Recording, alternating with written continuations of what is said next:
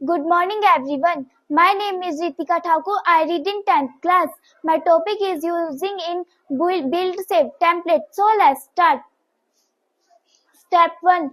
Open the new document in LibreOffice Writer. LibreOffice में जाकर नया डॉक्यूमेंट ओपन करें. Step 2.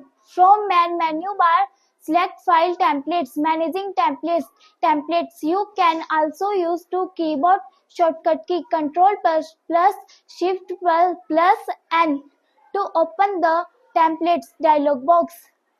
मेन मेन्यू बार में जाकर फाइल ओपन करें. Then click templates. जिसके बाद आपको ये सभी ऑप्शन दिखाई देंगे जिसमें आपको मैनेजिंग टेम्पलेट पर क्लिक करना है. इसके बाद यदि आप डायलॉग बॉक्स खोलना चाहते हो तो इसके लिए control plus shift plus N का उपयोग भी कर सकते हैं. स्टेप 3.